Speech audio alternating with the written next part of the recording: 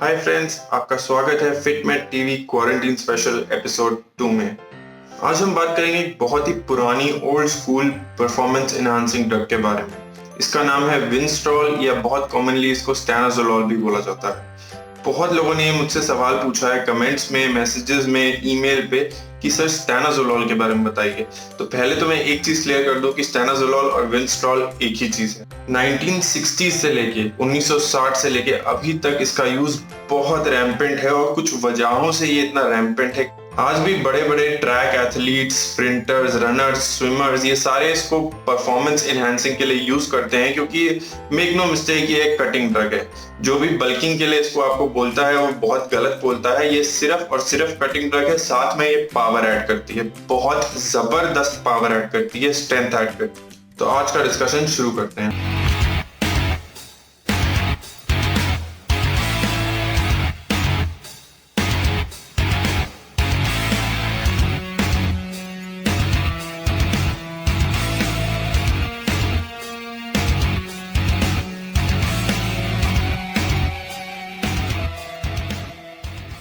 इस वीडियो में हम बात करेंगे विंस्ट्रॉल के मेडिकल यूजेस के बारे में, उसकी फार्माकोलॉजी के बारे में, क्या उसका केमिकल स्ट्रक्चर है, साइड इफेक्ट्स के बारे में, सारे एंड्रोजेनिक साइड इफेक्ट्स के बारे में कि बाल गिरते हैं कि नहीं गिरते, एक्ने होती है कि नहीं होती, और गाइनो क्यों नहीं होता है विंस्ट्रॉल से, क्यों लोग कहते हैं एस्ट्रोजेनिक साइड इफेक्ट्स, पफिनेस, ये सारी चीजें नहीं होती हैं विंस्ट्रॉल से, और क्यों ऐसा होता है कि अगर हम 5-अल्फा रिडक्टेज इनहिबिटर्स, फिनेस्टेराइड या डूटास्टेराइड लेते हैं हेयर लॉस के लिए तो वो काम नहीं करते हैं विंस्ट्रॉल पे। और बाकी common side effects, liver, cardiovascular, उनकी डिटेल में मैं ज्यादा नहीं जाऊंगा क्योंकि उनके बारे में हम हर वीडियो में डिस्कस करते ही हैं। अब 60 साल हो गए हैं विंस्ट्रॉल को मार्केट में आए हुए, और इसकी पॉपुलैरिटी राइवल्ड है सिर्फ 2 स्टीरॉइड से, वो है डायनाबॉल और एनाबॉल। और कोई स्टीरॉइड नहीं है जो इतना चलता हो, जो इतना बिकता हो। और दोनों ओरल और इंट्रामस्कुलर फॉर्म, जो इंजेक्टेबल फॉर्म है, दोनों ही बहुत पॉपुलर है स्टैनाज़ोलॉल। ओरल फॉर्म को हम खाली विंस्ट्रॉल बोलते हैं, इंजेक्टेबल को हम विंस्ट्रॉल वी भी बोलते हैं। सबसे पहले आ जाते हैं इसकी मेडिकल यूज पे। तो ये किसी भी चीज के लिए फर्स्ट लाइन ट्रीटमेंट नहीं है, बहुत सारी चीजों के लिए सेकेंडरी ट्रीटमेंट है ये।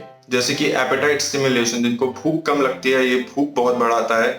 एड्स, कैकेक्सिया हो गया, कोई भी मसल वेस्टिंग डिजीज हो गई जिसमें मसल लॉस बहुत ज्यादा हो रहा है, बहुत क्लीन और लीन मास प्रमोट करता है, ये स्ट्रेंथ प्रमोट करता है। आईसीयूज में दिया जाता है ये बर्न्स के पेशेंट्स को कई बार।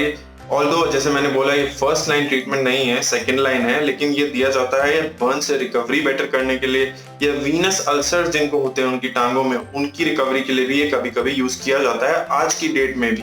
पहले ही उन बच्चों को दिया जाता था जिनकी ग्रोथ कम होती थी, हाइट कम होती थी, शॉर्ट स्टेचर की प्रॉब्लम होती थी उनको, लेकिन ग्रोथ हार्मोन आने के बाद से इसका यूज उस मामले में काफी कम हो गया है। एक और जो इसका बहुत रैम्पेंट यूज था वो ये था कि जो हमारे यहाँ झोला छाप डॉक्टर हैं इतने सारे, हर गली के कोने में कोई ना कोई पुड़िया पकड़ा देता है जिसमें कुछ लिखा नहीं होता, उसको खाते हैं सारी बीमारियां ठीक हो जाती हैं जादू की तरह, वेट गेन हो जाता है, सारी चीजें ठीक हो जाती हैं। उस पुड़िया में कुछ नहीं है, उसमें डेक्सामेथासोन है, या तो डेक्सामेथासोन या प्रेडनिसोलोन। ये दोनों कॉर्टिकोस्टेरॉइड हैं जो 6 महीने के लिए तो आपको बहुत अच्छा फील कराएंगे, लेकिन जब वो झोला छाप अपनी दुकान हटा के वहां से चला गया होगा तब आप उसके साइड इफेक्ट्स फेस करेंगे और जिंदगी भर फेस करते रहेंगे।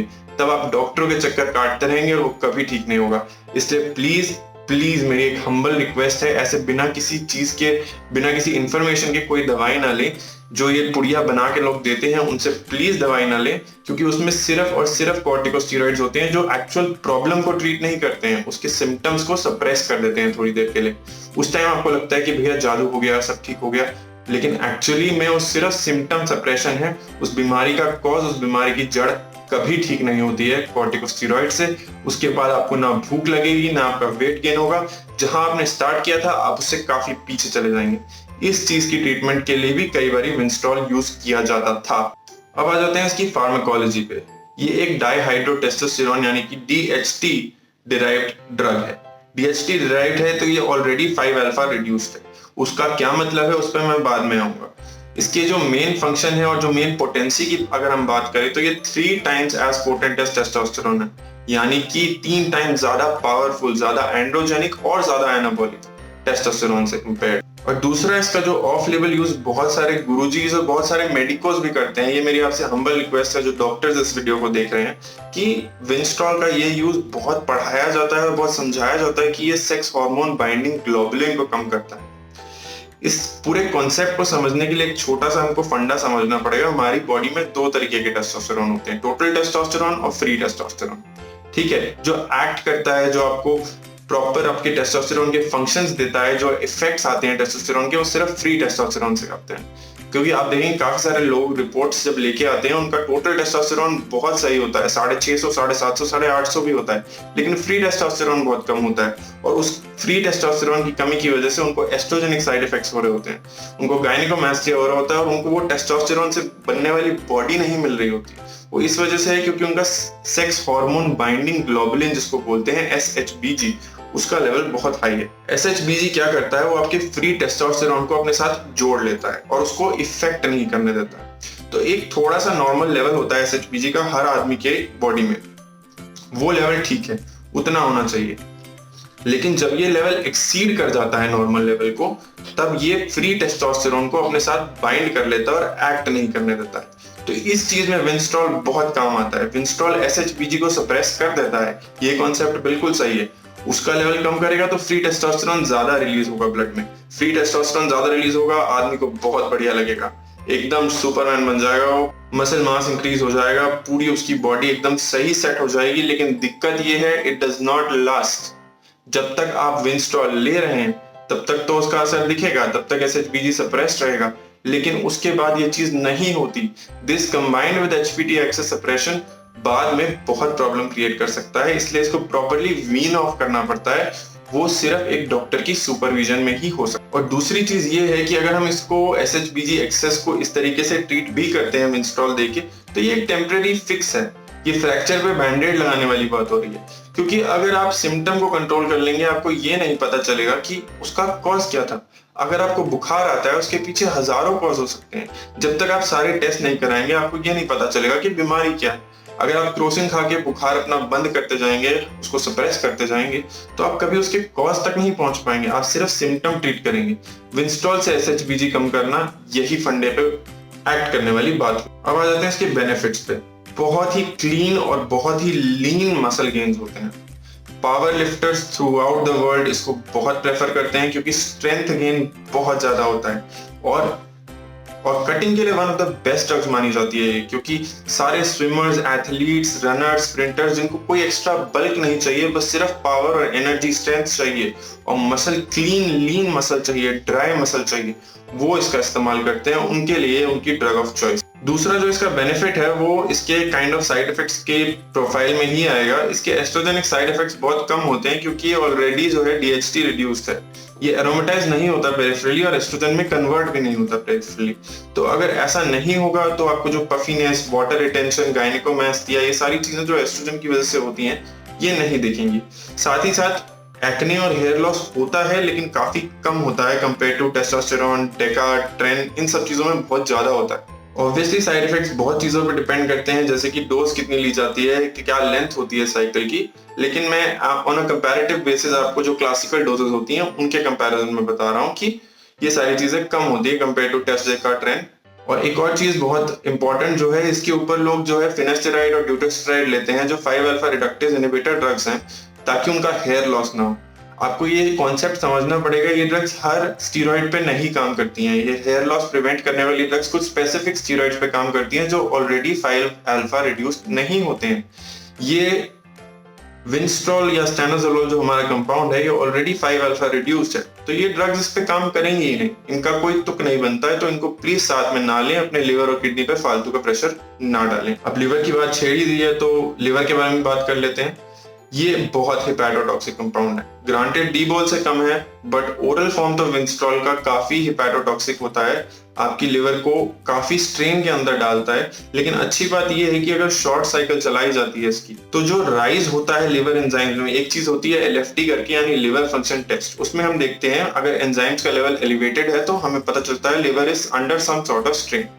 तो इसमें जो है transient elevation of liver enzymes होता है। ट्रांजिएंट का मतलब है शॉर्ट साइकिल में ये बढ़ जाता है और दिखता है लिवर पे स्ट्रेन पड़ रहा है, लेकिन बाद में ये नॉर्मल भी आ जाता है ज्यादातर केसेस में।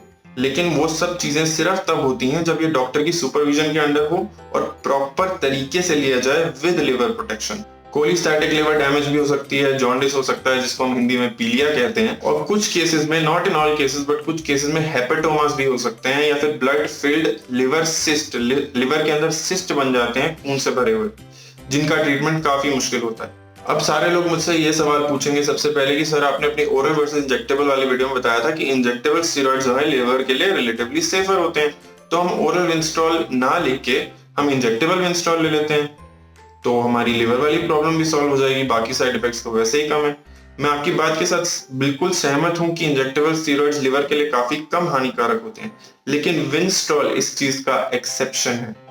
आपको हर चीज नहीं मिल सकती एक कंपाउंड में, अगर मिल जाती तो आज हर कोई सुपरमैन बन के घूम रहा होता। हमें नहीं पता इसका मैकेनिज्म क्या है और ऐसा क्यों है कि इंजेक्टेबल फॉर्म भी जो है वो लिवर को डैमेज करता है, लेकिन वो करता है। ये चीजें स्टडी में पाई गई हैं कि ये दोनों फॉर्म्स जो हैं हेपेटोटॉक्सिक होते हैं, लेकिन इंजेक्टेबल के पीछे की जो हाइपोथेसिस है, जो रीजन है, जो मैकेनिज्म ऑफ एक्शन है, वो अभी तक क्लियर नहीं हो पाया। कुछ लोगों में जेनेटिक प्रीडिस्पोजिशन होता है इस चीज का कि उन पे विंस्ट्रॉल जो है पैराडॉक्सिकल वीकनेस कर देता है। जैसे जैसे विंस्ट्रॉल लेते जाते हैं या स्टेनाजोलोल लेते जाते हैं, लोग स्ट्रेंथ बढ़ने के बजाय उनकी स्ट्रेंथ कम होती हुई दिखती है। ये कम लोगों में होता है, लेकिन ये पॉसिबल है। इसको हम पैराडॉक्सिकल मायाल्जिया बोलते हैं, पैराडॉक्सिकल वीकनेस। पैराडॉक्सिकल मतलब अनएक्सपेक्टेड, उल्टा हो जाता है। जो हमें स्ट्रेंथ बढ़ाने के लिए ड्रग ली थी वो उल्टा काम कर रही है। कुछ लोगों में ये भी होता है, न्यूरोमस्कुलर डैमेज भी होती है, लेकिन बहुत ही रेयर होता है ये। बस ये होता है इसलिए I thought I should mention it. Neuromuscular damage के रेयरली आई थिंक साल 2 साल में एक केस कभी दिखता होगा इस चीज का, जो विंस्ट्रॉल ली और उससे न्यूरोमस्कुलर डैमेज हो गई।